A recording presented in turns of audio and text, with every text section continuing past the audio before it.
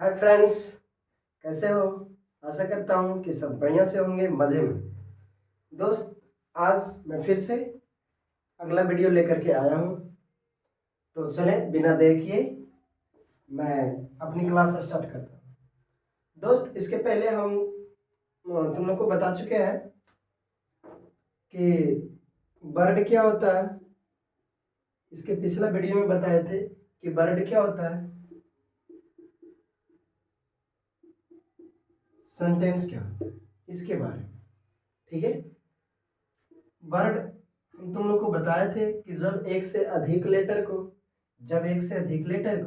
With sense के साथ जोड़ा जाता है, जब एक से अधिक लेटर को विथ सेंस के साथ मतलब अर्थ के साथ जोड़ा जाता है, तो जो शब्द जो बनकर आता है उसको हम वर्ड कहते हैं। जैसे हम लेते हैं बी डबल ओ के। हमने एक से अधिक लेटर लिया और इसको आपस में जब जोड़ दिए तो ये बन गया बुक। तो इसका कोई अर्थ निकला जिसका अर्थ हो रहा है किताब। इसका कोई अर्थ निकला। लेकिन जब जैसे तैसे जोड़ देते हैं, जैसे हम लिखेंगे के बी ओ, मतलब जैसे तैसे अगर लिख देंगे तो इसका कोई अर्थ नहीं निकलेगा, तो ये जो है वर्ड नहीं कहलाएगा। उसी तरह से सेंटेंस है। अगर कोई बोलता है a sentence is a group of word. कोई बोले कि एक सेंटेंस जो होता है अ ग्रुप ऑफ वर्ड्स, शब्दों का एक समूह होता है, जो कि ये कहना गलत है। ये बात को कहना गलत है। A sentence is a group of words कहना गलत है। को कैसे? ठीक है, अगर वो कह रहा है कि सेंटेंस जो है शब्दों का एक ग्रुप होता है, तो हम बोलेंगे कि ठीक है। जैसे देखना है यहाँ पे, जैसे हम ले लेते हैं कि book I book read I. हम बोलेंगे क्या ये एक सेंटेंस है? बोलोगे नहीं, ये सेंटेंस नहीं। क्यों? क्योंकि भाई इसका कोई सेंस नहीं निकल रहा है। ये जैसे तैसे जुड़ा हुआ है, इसका कोई सेंस नहीं निकल रहा है, तो ये एक सेंटेंस नहीं है। तो फिर कहोगे तो फिर ये सेंटेंस का परिभाषा क्या कहें? तो सेंटेंस का परिभाषा करेंगे वेन बी यूज्ड वन, या तो ऐसे कर सकते हैं वेन a group of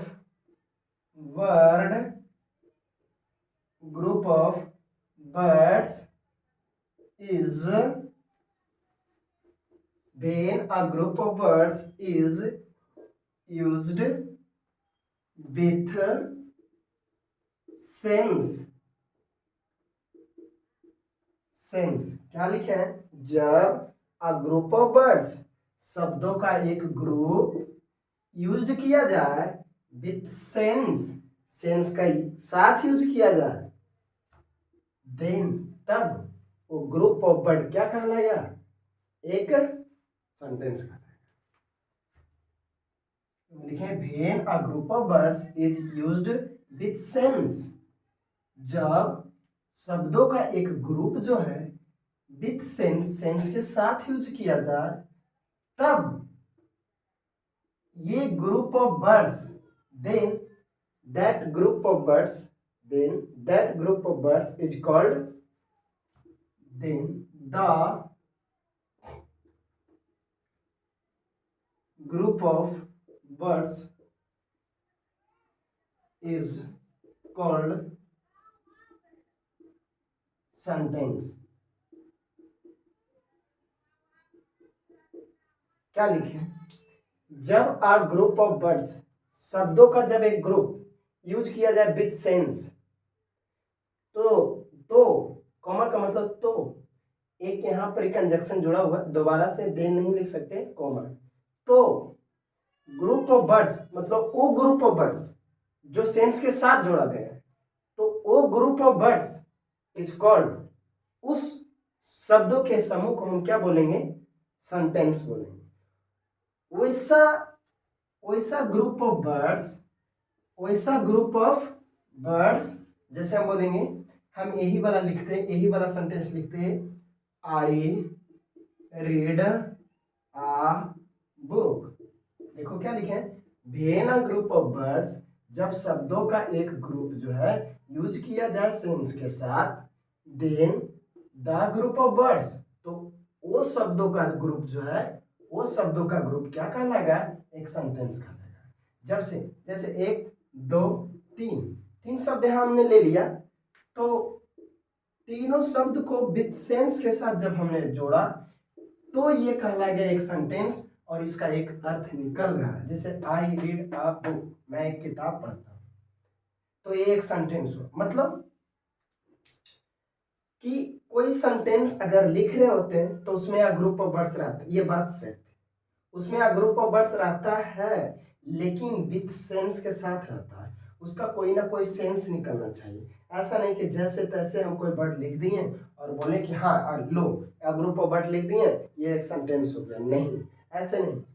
वहां पे सेंस के साथ जुड़ा रहना चाहिए, एक ऑर्डर में रहना चाहिए, उसको हम कहेंगे सेंटेंस।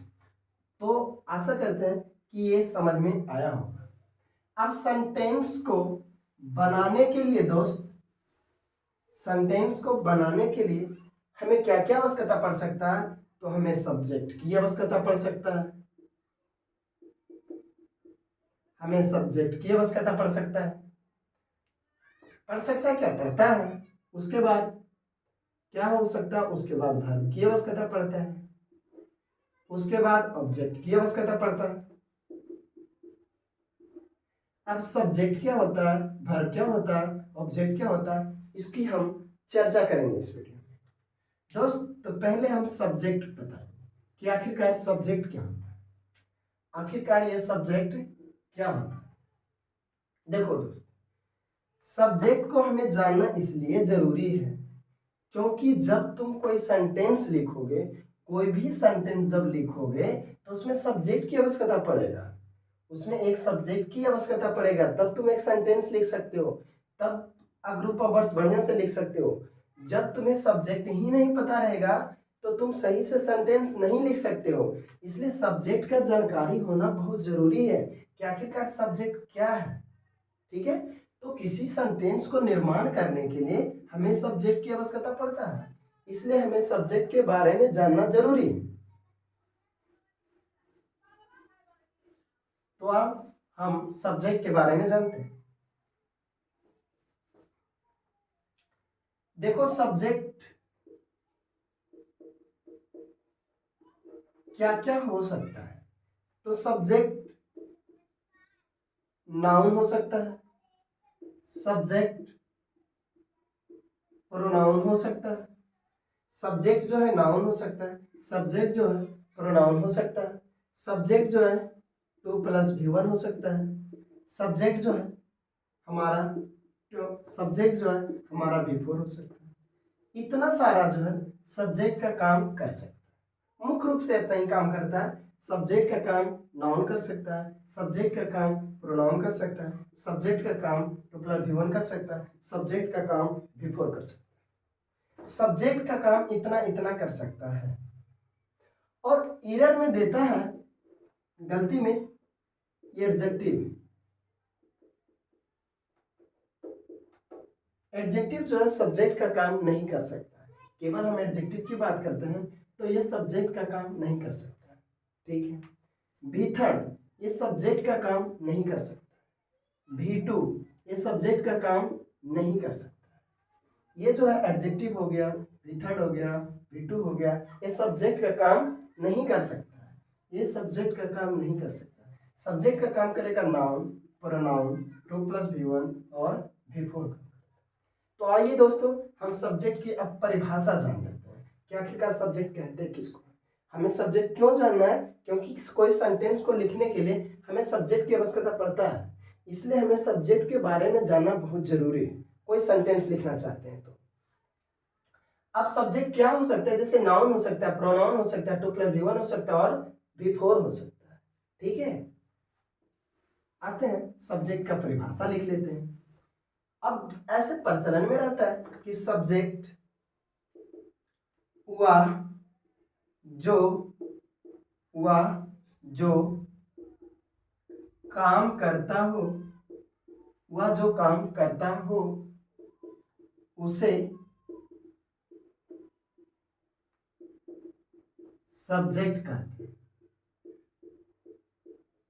वह जो काम करता हो उसे हम सब्जेक्ट कहते हैं। ठीक है, वह जो काम करता हो उसे हम सब्जेक्ट कहते हैं।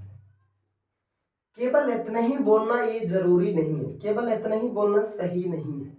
वह जो काम करता है वह सब्जेक्ट कहलाता है, बात सत्य। वह जो काम करता है उसे सब्जेक्ट कहते हैं, लेकिन वह जो काम करता है उसी को सब्जेक्ट कहते हैं, ये बात बोलना गलत है। जो काम करता है उसी को सब्जेक्ट कहा जाता है, ये बात बोलना गलत है। ये बात सही है, वह जो काम करता है उसे सब्जेक्ट कहते हैं। जैसे ही इट्स राइस, वह चावल खाता है। तो इसमें वह जो है चावल खाने का काम करता है, वह जो है चावल को खाने का काम करता है। तो यहाँ काम हो रहा है, ही ने काम कर रहा है, तो ही जो है यहाँ सब्जेक्ट है, ही जो है यहाँ सब्जेक्ट है। लेकिन अगर बात करें he is my friend, he is my friend, वह मेरा दोस्त है। अब बता इसमें वह क्या काम कर रहा है? बोलोगे भाई इसमें तो वह काम ही नहीं कर रहा है। अच्छा, तो जब वह काम ही नहीं कर रहा है, जब ये काम नहीं कर रहा है तो फिर ये सब्जेक्ट नहीं होना चाहिए, ये सब्जेक्ट नहीं होना चाहिए। तो नहीं, ये सब्जेक्ट है, ये सब्जेक्ट है। तो परिभाषा में सुधार ये कर देना चाहिए, वह जो काम करता हो, वह जो काम करता हो, या वह जो काम करता हो, या जिसके बारे में, जिसके बारे में कुछ कहा जाए, या जिसके बारे में कुछ कहा जाए उसे सब्जेक्ट कहते हैं, उसे सब्जेक्ट कहते हैं। अब ये जाके पूर्ण रूपेण से हमारा सब्जेक्ट का परिभाषा जो है सही है। वह जो काम करता हो या जिसके बारे में कुछ कहा जाए उसे सब्जेक्ट कहते हैं। मतलब अगर इसको अंग्रेजी में बोलेंगे तो one who works, one who works, वह जो काम करता हो, या जिसके बारे में कुछ कहा जाए, या अबाउट,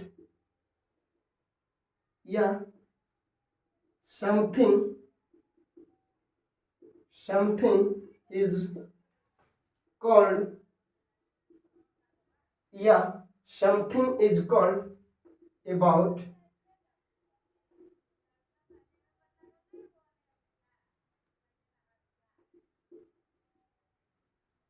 या something is called about someone, या कुछ किसी के बारे में कहा जाए, या वह जो काम करता हो, या something is called about someone, या one who works, one who works, वह जो काम करता हो, वह जो काम करता हो, या समथिंग इज कॉल्ड, या कुछ कहा जाए उसके बारे में या किसी के बारे में, अबाउट हुम कर देते हैं, अबाउट हुम, अबाउट हुम, या समथिंग इज कॉल्ड अबाउट हुम, या जिसके बारे में कुछ कहा जाए या जिसके बारे में कुछ कहा जाता हो, इज कॉल्ड,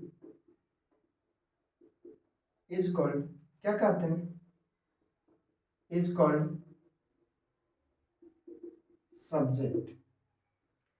इसी का सेम अंग्रेजी लिख दें, वह जो काम करता हो या कुछ कहा जाता हो, कुछ कहा जाता अबाउट हिम, जिसके बारे में या उसके बारे में, जिसके या उसके बारे में, वह जो काम करता हो या जिसके बारे में कुछ कहा जाए, समथिंग इज कॉल्ड अबाउट हुम, या जिसके बारे में कुछ कहा जाए is called subject, is called subject.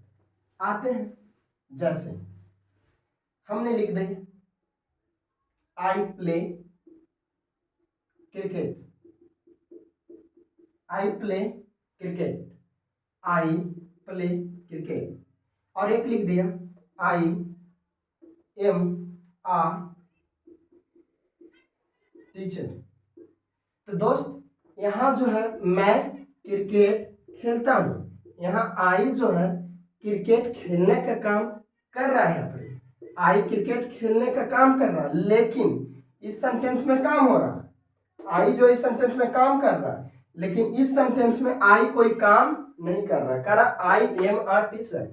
आई के बारे में कुछ बोला जा रहा है कि आई एक टीचर है, यहाँ आई काम नहीं कर रहा है बल्कि आई के बारे में कुछ बोला जा रहा है। तो हम लिखें वह जो काम करता हो या जिसके बारे में कुछ कहा जाए, तो वह जो काम करता हो यहाँ आई काम कर रहा है, या जिसके बारे में कुछ बोला जाए तो यहाँ आई के बारे में कुछ बोला जा रहा है, तो ये भी सब्जेक्ट यहाँ भी हुआ, यहाँ भी ये सब्जेक्ट। दोस्त तो आशा करते हैं कि सब्जेक्ट का परिभाषा तुम लोग अच्छी तरह से समझ गए। दोस्त आज इतना ही तक रहने देते हैं, सब्जेक्ट के परिभाषा तक सीमित रहने देते हैं। हम फिर अगली वीडियो में मिलेंगे, तो हाँ हम ऑब्जेक्ट के बारे में बताएंगे, फिर वर्ब के बारे में। दोस्त ज़्यादा बताएंगे तो फिर वीडियो लंबा हो जाएगा, तो हम वीडियो लंबा नहीं बनाना चाहते हैं, बस 15 से 20 मिनट का वीडियो ही रहेंगे। दोस्त लास्ट में ही तुम लोग से रिक्वेस्ट है कि इस चैनल को ज़्यादा से ज़्यादा शेयर करें, और सभी लोग से रिक्वेस्ट भी थोड़ा करें कि इसे सब्सक्राइब करें। और तुम लोग इस वीडियो को देखो, इस वीडियो को देखो, इस पर हम पूरी अंग्रेजी बढ़िया से पढ़ा देंगे, पूरी अंग्रेजी जो है बढ़िया से पढ़ा देंगे, रेगुलर देखते रहो। अभी हम धीरे धीरे चलेंगे, ठीक है दोस्तों। तो हम अब ज़्यादा नहीं बताएंगे, नहीं तो वीडियो बहुत लंबा हो जाएगा, ठीक है। बस आज का जो है यहीं तक हम रहने देते हैं, ठीक है। अगले वीडियो में, नेक्स्ट वीडियो में हम मिलेंगे, तो वहाँ ऑब्जेक्ट बताएंगे और वर्ब बताएंगे। Thanks you.